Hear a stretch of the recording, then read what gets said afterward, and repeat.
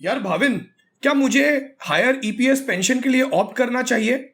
अब ये सवाल ना मुझे पिछले कुछ दिनों में काफी लोगों ने पूछा है। अब अगर आज से कुछ महीनों पहले अगर मैंने आपसे कहा होता क्या आपको पता है कि आपको रिटायरमेंट के बाद पेंशन मिलेगी, तो शायद आपको शॉक लग गया होता, क्योंकि 5 में से 3 लोगों को यह नहीं पता था कि ईपीएस से उन्हें पेंशन मिल सकता है रिटायरमेंट के बाद।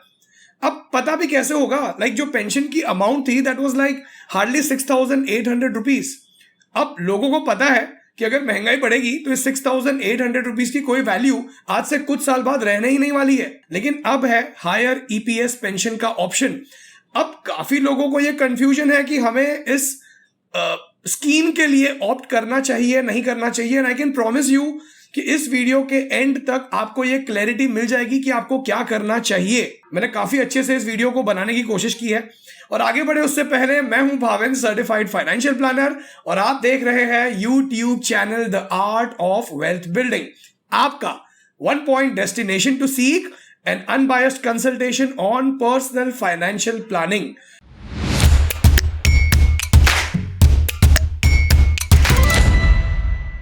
अच्छा लगे ये वीडियो तो लाइक जरूर कीजिएगा। तो सीधा चलते हैं इस स्क्रीनशॉट पर और ये समझते हैं कि अब तक क्या होता आ रहा है, और अगर आप न्यू पेंशन के लिए ऑप्ट करते हो, यानी ईपीएस हायर पेंशन के लिए अगर आप ऑप्ट करते हो तो क्या होगा। Let us look at this screenshot. So इस स्क्रीनशॉट के हिसाब से लेट अस अज्यूम कि किसी की बेसिक प्लस डीए सैलरी है 1 लाख रुपीज पर मंथ। अब तक ये होता था कि 1 लाख रुपीज में से जो एम्प्लॉयर का कॉन्ट्रीब्यूशन था उसमें से 1,250 रुपीज ईपीएस की तरफ जाता था, और 1 लाख का 12% यानी कि 12,000 रुपया तो आप ही कंट्रीब्यूट करते थे, लेकिन जो डिफरेंस अमाउंट था 10,750 जो एम्प्लॉयर की साइड से आता था वो भी आपके ईपीएफ में ऐड कर दिया जाता था। सो आज के डेट में अगर किसी की बेसिक सैलरी 1 लाख रुपीज है तो उसका कंट्रीब्यूशन ईपीएफ की तरफ जाता था 22,750 रुपीज पर मंथ, और ईपीएस की तरफ जाता था, एम्प्लॉय पेंशन स्कीम की तरफ जाता था सिर्फ 1,250 रुपए। लेकिन इस सिचुएशन में उसे पेंशन कितनी मिलती थी? सिर्फ 6,850 रुपीज। तो लेट्स लुक एट दिस कि अगर कोई पुराना पेंशन स्कीम यानी अगर ईपीएस हायर पेंशन के लिए ऑप्ट नहीं करता तो क्या होगा, उसके ईपीएफ में कितना पैसा अक्यूमुलेट होगा, और उसे रिटायरमेंट के समय पे ईपीएफ से कितना पैसा मिल सकता है। Late us look at this next screenshot. अब मान लीजिए किसी की एज है 33 इयर्स। वो जैसे कि हमने पहले वाले स्क्रीनशॉट में देखा, वो 22,750 जो है उसके एम्प्लॉयर का और उसका कंट्रीब्यूशन टोटल जा रहा है ईपीएफ में हर महीने। अब हम ये अज्यूम करके चलते हैं कि उसकी सैलरी 7% से ग्रो होगी, और ईपीएफ का जो करंट एवरेज रिटर्न है वो है अराउंड 8.15%। तो यहां पे 22,750 का कंट्रीब्यूशन होगा। फिर नेक्स्ट ईयर जो कंट्रीब्यूशन होगा, अगर सैलरी 7% से बढ़ेगी तो वो होगा 24,300 एंड सो ऑन।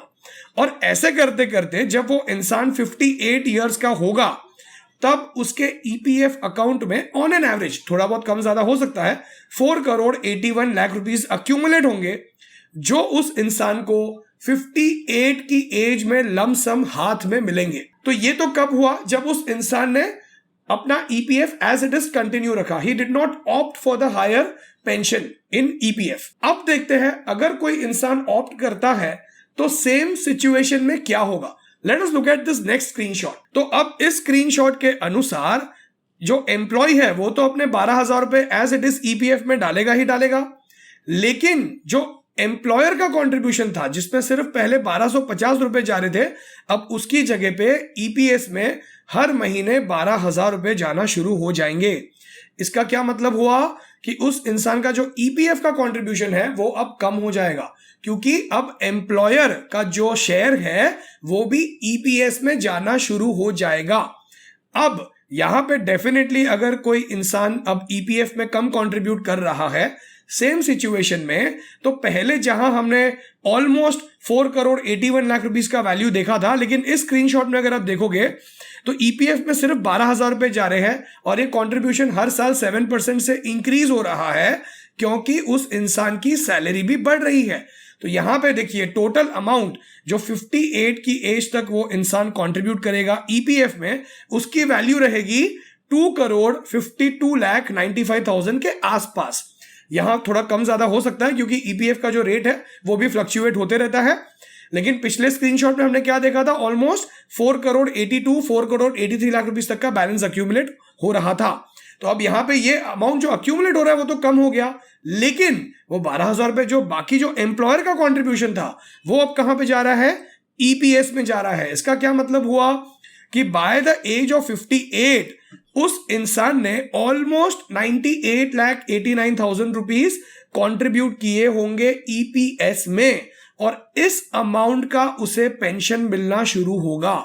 अब ये पेंशन कैसे मिलेगा, इसका जो फॉर्मूला है ये तो ऑफ कोर्स मैं आपको आगे समझाऊंगा, लेकिन जो नया फॉर्मूला है वो कुछ ऐसा है कि लास्ट जो एवरेज सैलरी है 5 साल की, multiplied by number of years the person has contributed the money towards EPS divide by 70। अब इस स्क्रीनशॉट में मैंने वो फॉर्मूला लगाया हुआ है। तो देखिए अब यहां पे इस इंसान की लास्ट जो 5 सालों की सैलरी है, एवरेज सैलरी, वो बनती है 4,76,000 रुपीस, और जब हम वो फॉर्मूला लगा लेते हैं जो मैंने आपको अभी समझाया, तो उस हिसाब से उसकी एक्सपेक्टेड पेंशन बनती है 1,70,000 रुपीस पर मंथ। लेकिन ईपीएस का रूल ये बोलता है, जो हम आगे भी डिस्कस करेंगे, कि अगर आपने 20 इयर्स से ज्यादा कंट्रीब्यूट किया है तो उस फॉर्मूला में जो नंबर ऑफ इयर्स है उसमें 2 साल और भी ऐड कर दिए जाएंगे। तो अब यहां पे हमारे एग्जाम्पल के हिसाब से ऑलमोस्ट 23-24 इयर्स का कंट्रीब्यूशन हो रहा है, which is more than 20 years. तो यहां पे अगर हम ये 2 साल का जो बोनस है, अगर हम वो 2 साल और भी ऐड कर देते हैं तो उस इंसान को पेंशन मिलेगी 170 की जगह पर 1,83,000 रुपीस पर मंथ। और जैसे कि हम ये स्क्रीनशॉट में देख पा रहे हैं कि उस इंसान की लास्ट सैलरी 58 की एज में कितनी होगी, 5,42,000 रुपीस पर मंथ। यानी 5,42,000 रुपीस का जो लास्ट सैलरी थी उसके अगेंस्ट उसे मिलेगा 1,83,000 रुपीस का पेंशन पर मंथ। यानी उसका बुढ़ापा जो है वो काफी अच्छे से गुजर जाएगा, क्योंकि ये ऑलमोस्ट उसकी लास्ट ड्रॉन सैलरी का 34-35% बनता है जो उसे पेंशन मिलेगा वो। लेकिन अब ये तो मैंने आपको समझा दिया कि पहले क्या होना था, अब क्या होगा अगर आप न्यू हायर पेंशन के लिए ऑप्ट करते हो तो। लेकिन क्या सही में आपको हायर पेंशन के लिए ऑप्ट करना चाहिए? तो इसके कुछ पॉजिटिव पॉइंट्स भी है, इसके कुछ नेगेटिव पॉइंट्स भी है। आइए हम इन्हें भी समझ लेते हैं तो आपको और ज्यादा क्लैरिटी मिलेगी। तो अभी देखिए, जैसे कि हम इस स्क्रीनशॉट में देख पा रहे हैं कि पहले जो फॉर्मूला था, जो कि मैंने आपको अभी भी समझाया, वो कुछ ऐसा था कि 15,000 rupees into number of years in EPS divide by 70। लेकिन अब जो है ये फॉर्मूला चेंज कर दिया गया है। अब जो नया फॉर्मूला होगा, जो कि मैंने अभी आपको समझाया कि 183 का पेंशन कैसे होगा, ये होगा कि 50% of salary, average salary of 5 years into number of years in EPS जो कि कंट्रीब्यूट हुआ है डिवाइड बाय 70, जिससे कि हमारा जो वो पेंशन है वो निकल कर आता है। तो पहले तो हम कुछ पॉजिटिव पॉइंट्स की बात कर लेते हैं कि ईपीएस के पॉजिटिव पॉइंट्स क्या है। Late us look at this screenshot. सबसे पहला, अगर मैं आपको समराइज कर दूं, अगर सर्विस के दौरान किसी इंसान की डेथ हो जाती है तो उसकी वाइफ को लाइफ लॉन्ग, यानी विडो को जो है जब तक वो रीमैरिज नहीं करती है, लाइफ लॉन्ग उसकी वाइफ को जो है पेंशन मिलता रहेगा। अगर वाइफ नहीं है तो बच्चों को पेंशन दिया जाएगा जब तक कि उसके बच्चे 25 इयर्स के नहीं हो जाते।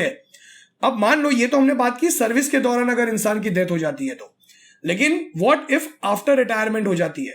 तो रिटायरमेंट के बाद अगर डेथ होती है तो वाइफ को जो है या स्पाउस को जो है 50% तक का पेंशन दिया जाएगा, और अगर वाइफ नहीं है तो बच्चों को 25% तक का पेंशन दिया जाएगा जब तक बच्चे 25 इयर्स के नहीं हो जाते।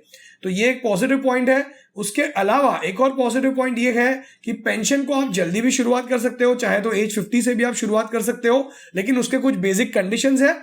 वैसे ये पेंशन 58 से शुरू होगी। इन केस अगर सर्विस के दौरान इंसान डिसेबल हो जाता है तो उस सिचुएशन में भी जो है उसको तुरंत जो है लाइफ टाइम, उसके लाइफ टाइम तक जो है उसको फुल पेंशन जो है कंसिडर की जाएगी और उसको दी जाएगी। तो ये एक और बेनिफिट है। अब ये तो हमने पॉजिटिव पॉइंट्स की बात कर ली, तो चलिए अब हम कुछ नेगेटिव पॉइंट्स की बात करते हैं। और नेगेटिव पॉइंट्स की बात करें उससे पहले मैं आपको ना कुछ फिगर्स दिखाना चाहता हूं। Late us look at this screenshot. अब अगर हम इस स्क्रीनशॉट की बात करें तो देखिए, ऑन एन एवरेज हर महीने 4,200 करोड़ रुपए का जो है कंट्रीब्यूशन ईपीएस में हो रहा है।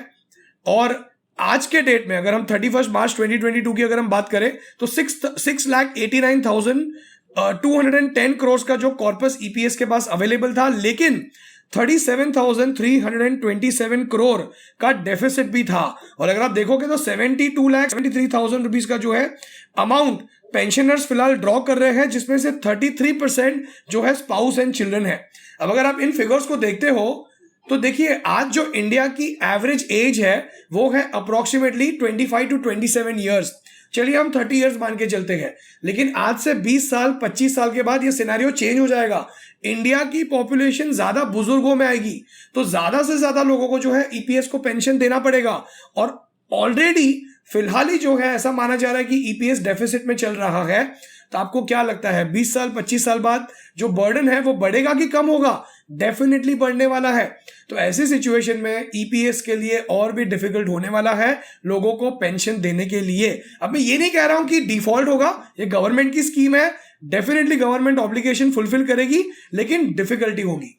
तो ये एक पॉइंट हमें ख्याल में रखना है। उसके अलावा एक और नेगेटिव पॉइंट ये है कि आपकी जो पेंशन है वो इन्फ्लेशन के साथ नहीं बढ़ेगी। यानी जो हमने हमारे एग्जाम्पल में 1,18,000 का कुछ पेंशन देखा था, वो पेंशन बढ़ेगी नहीं, वो पेंशन कांस्टेंट रहेगी। तो इससे मेरा क्या मतलब है कि अगर आप सिर्फ न्यू पेंशन के लिए ऑप्ट करते हो, ईपीएस हायर पेंशन के लिए, तो यहां पर आपको सिर्फ हायर पेंशन पर डिपेंड नहीं करना है, आपको अपने रिटायरमेंट के प्लानिंग भी करके रखनी है। वरना अगर आप सिर्फ इस पे डिपेंड करोगे तो महंगाई बढ़ जाएगी लेकिन आपकी पेंशन नहीं बढ़ेगी।